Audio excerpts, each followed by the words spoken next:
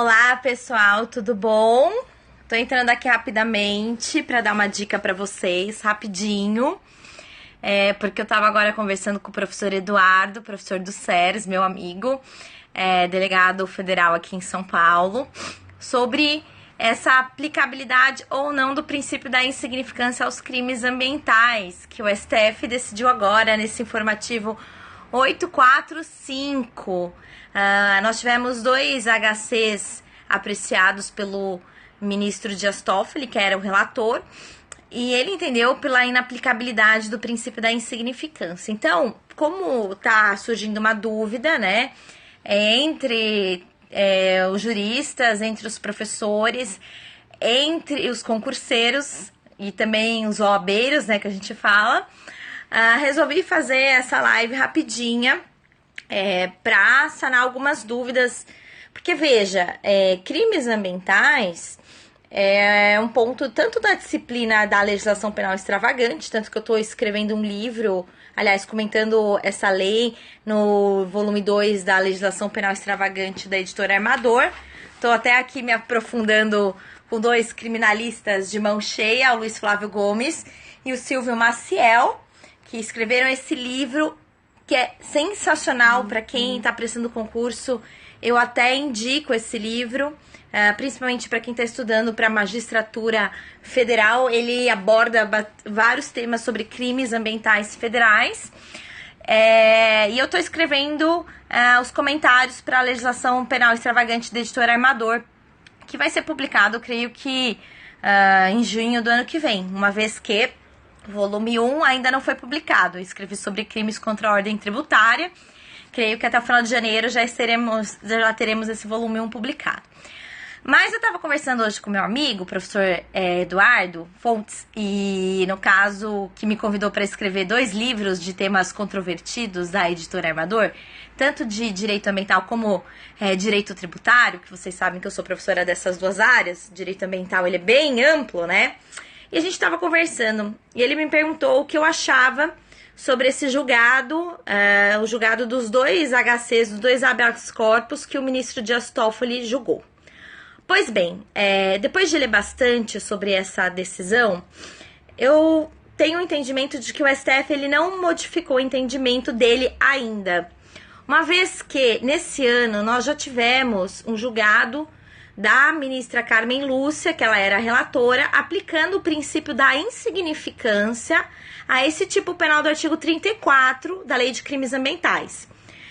O que acontece? Quando a Carmen Lúcia, ela julgou, não lembro se agora foi um habeas corpus, foi o informativo 815, salvo engano, foi lá em março desse ano, tanto que eu até comentei na minha parte de direito ambiental do livro Item a Item de Delegado de Polícia, da editora Armador, que tá com descontão agora na nossa Black Week, entre os 6 mais vendidos, graças a Deus. E eu comentei, né, que esse julgado que a ministra Carmen Lúcia ressaltou pela aplicabilidade do princípio da insignificância. O que ela entendeu? Bom, para falar rapidamente o caso da Carmen Lúcia. Nós temos as unidades de conservação ambiental, que elas são criadas pelos entes da federação. É competência comum dos entes da federação, União, Estados, município e DF, criarem unidades de conservação de acordo com a lei do SNUC. Quando nós temos uma unidade de conservação ambiental, nós temos uma proteção mais eficaz daquele local. Pois bem, e aí nós temos inclusive a questão de ICMS ecológico sendo destinado para os municípios que criam unidade de conservação ambiental. Então nós temos uma proteção mais eficaz, para vocês terem, né, uma noção, não apenas em relação aos crimes ambientais. Na nossa lei de crimes ambientais, nós temos um artigo que menciona sobre os crimes ambientais que ocorrem dentro dessas unidades de conservação ambiental. E a ministra Carmen Lúcia, no seu voto, ela falou tanto da pesca ilegal quanto desse tipo que fala sobre crimes ambientais no interior de uma unidade de conservação ambiental. Gente, desculpa, meu cabelo tá horrível hoje, né? Tô com cara de domingo. E aí, o caso concreto era o seguinte. Nós tínhamos um indivíduo com um barquinho de pesca, um barquinho bem simples, e ele estava fundeiado. O que significa fundeiado? Para nós do direito marítimo, que eu também sou advogada nessa área, sou especialista em direito marítimo, fundeio é quando a embarcação ela está ancorada. Então, ela não está atracada num porto, ela está ancorada. Tem um navio tem o barquinho, joga a âncora, tá em Fundeio, tá numa barra, aguardando para entrar no mar, no porto, tá numa área de conservação ambiental marinha, que é o caso do nosso caso concreto. Pois bem, e aí nós tivemos o órgão competente, naquele caso foi o ICMBio, junto com o IBAMA, que eles atuam de forma conjunta na prática para fiscalizar as unidades de conservação ambiental. Era uma unidade de conservação ambiental marinha federal, e eles, no caso, chegaram naquele indivíduo e verificaram que ele estava portando uma vara, anzol e iscas vivas. E aí chegou no STF essa questão de crimes ambientais. E a ministra Carmen Lúcia entendeu pela aplicabilidade do princípio da insignificância, porque não havia nenhum pescado no barquinho do senhor que foi, denunciado por crime ambiental, numa ação civil pública penal incondicionada, de acordo com o artigo 26 da nossa Lei de Crimes Ambientais. Pois bem, e aí aplicou-se o princípio da insignificância. Eu lembro que na época desse julgado, eu fiz até uma dica, coloquei no meu Instagram, e aí começaram, a discutir os alunos lá e outras pessoas do direito, outros professores e promotores, que seria, inexistência de crime, inclusive. Para mim, ocorreu um crime porque ele estava num local que ele não podia estar em área de fundeio. Pois bem, então vejam, esse caso analisado pela Carmen Lúcia, creio que foi em março ou abril desse ano agora, nós tínhamos um crime ambiental ocorrido numa unidade de conservação ambiental marinha federal. Então, nós não temos só a questão de pesca ilegal, tá bem? Então, é um tipo penal que, no caso, aquela ação daquele indivíduo, ela é muito mais prejudicial ao meio ambiente, porque ele estava numa unidade de conservação ambiental que era para ser protegida. Imaginem, unidade de conservação ambiental, nós temos várias. Abrolhos é uma unidade de conservação ambiental. Inclusive, está tendo uma discussão para ser uma reserva da biosfera, que seria uma unidade de conservação ambiental em âmbito internacional. Imagine uma pessoa fundeada naquela área. É um santuário das baleias jubartes. Isso é muito prejudicial, até porque barco, gente, a gente tem a questão de óleo, de diesel que sai do barco, água de lastro. Então, é prejudicial. Agora, nesse caso do Dias Toffoli, que foi análise de 2 HCs, e nós tivemos, no caso, apreciado agora e publicado pelo informativo 845 do STF, o Dias Toffoli, ele entendeu que aquele indivíduo que estava portando 70 metros de rede e mais 16 iscas vivas, ele praticou um crime ambiental e não era para ser aplicado o princípio da insignificância, uma vez que o artigo 34 da Lei de Crimes Ambientais fala sobre pesca ilegal.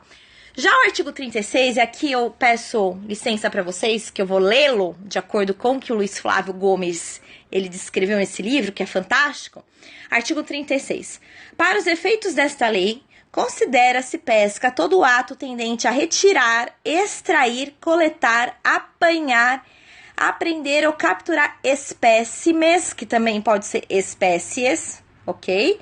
Dos grupos dos peixes, crustáceos, moluscos e vegetais hidróbios, suscetíveis ou não de aproveitamento econômico, ressalvadas as espécies ameaçadas de extinção constantes nas listas oficiais da fauna e da flora. Ou seja, pessoal, o ministro Dias Toffoli, ele entendeu que esse artigo 36, junto com o artigo 34, ambos, no caso, repercutem como um crime de perigo. Então, a mera pesca desses crustáceos, peixes, moluscos, seria um exaurimento do tipo penal, do crime ambiental. Então, apesar de não ter ocorrido nenhuma pesca, porque o indivíduo ele também não estava com nenhum peixe pescado naquela área, ok? No arquinho daquela área onde ele foi encontrado. Mas ele já tinha a vara, ele tinha a isca, ele tinha a rede. Então, no caso, ele já ia pescar. Então, por ser um crime de perigo, o Dias Toffoli entendeu que não aplica-se o princípio da insignificância nesse caso. Vejam, Dias Toffoli agora está na segunda turma. Antes era a ministra Carmen Lúcia. Então, são 2 julgados da segunda turma do STF. Um de março, abril de 2016, não recordo agora a data, e outro de agora. E aí, mudou o entendimento ou não? Na minha concepção, não. Por quê? Nós também temos a jurisprudência do STJ, que aplica o princípio da insignificância aos crimes ambientais. Temos várias jurisprudências de 2014, 2015, 2016. Lembro que de 2014 tem uma jurisprudência, no caso de um RESP proveniente do Rio Grande do Norte, que falava sobre manter duas aves em extinção no ambiente doméstico. Isso é muito comum no interior daqui de São Paulo. Eu tô falando aqui do litoral, mas eu sou de uma cidade que chama São Pedro, no interior de São Paulo, que tem 40 mil habitantes. A minha cabeleireira tem um papagaio e tem uma maritaca, o louro. Então eu conheço o louro desde criancinha. E ele nunca foi maltratado. Imagine, tirar um louro do ambiente doméstico e colocá-lo na natureza. Ele não sobrevive 5 minutos. Então, quando o animal ele não tem indícios de maus tratos, no caso o louro, por exemplo, o STJ entende pela aplicabilidade do princípio da insignificância, que é o que ocorreu lá no Rio Grande do Norte, desse RESP que foi apreciado em 2014. Então, aplicou-se o princípio da insignificância. Lógico, tem que verificar o caso concreto. Imagine, você mata um tatu-bola que está em extinção. Isso, para mim, no caso, não é aplicável o princípio da insignificância. Se ele está dentro de uma unidade de conservação ambiental, se é um crime de caça ou de maus tratos a um animal, então, tem que aplicar o tipo penal, não aplica-se o princípio da insignificância, é um crime ambiental. Agora, em relação ao que o Dias Toffoli, ele entendeu, data vênia, eu compreendo que aplicava-se ali naquele caso, é passível de se aplicar o princípio da insignificância, seguindo o entendimento da ministra Carmen Lúcia. Então, assim, pessoal, amanhã eu vou fazer uma transmissão ao vivo no Amo Direito, no Periscope do Amo Direito, já tô convidando vocês. Apesar de ser para a prova de delegado de polícia do Pará, Banca Funcab, eu recomendo para todos que estão estudando direito ambiental, que ainda é uma disciplina pouco explorada. Não vou falar apenas de crimes ambientais, mas vou falar também de licenciamento ambiental, a questão dos princípios ambientais, que são muito cobrados na prova, tem a responsabilidade penal em ricochete em relação aos crimes ambientais da pessoa jurídica, praticados pela pessoa jurídica. Então, amanhã às 22 horas, no Periscope do Amo Direito, eu vou abordar melhor também esse caso do artigo 34 com o artigo 36 da Lei de Crimes Ambientais e o entendimento do STF em relação ao princípio da insignificância. O que eu peço para vocês, inclusive eu vou lecionar também para delegado de Goiás, lá no aulão Adelante do professor Ailton Zucchi, em dia 4 de fevereiro, e vai ser o final de semana do meu aniversário, e meus alunos que estão me assistindo aqui, eu quero que gabaritem direito ambiental neste concurso para me darem de presente essa alegria, a Banca CESP que vai realizar essa prova.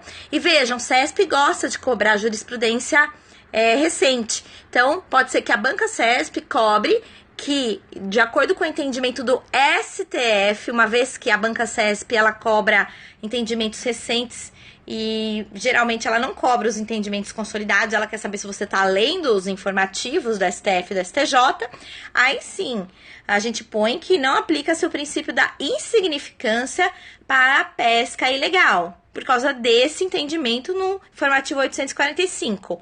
Mas tomem cuidado, porque bancas que cobram entendimento consolidado, creio que não irão cobrar essa posição, já que é uma posição da segunda turma. E nós já temos jurisprudência no âmbito do STF, não apenas em relação ao julgado da Carmen Lúcia, mas outros julgados, e do STJ, que entendem ser aplicável o princípio da insignificância a depender do caso concreto nos crimes ambientais. Tá bom, pessoal? Então, eu só queria passar aqui para sanar essa dúvida, porque tem muita gente mandando mensagem, eu conversei com o professor Eduardo. E também adquiram o nosso livro Item a Item de Delegado de Polícia, da Editora Armador, e participem da nossa Black Week da Editora Armador. Um grande abraço para vocês, um bom domingo. Eu vou preparar agora a minha aula do Amo Direito amanhã. E aguardo vocês amanhã no Amo Direito, no Periscope do Amo Direito, às 22 horas. Até mais!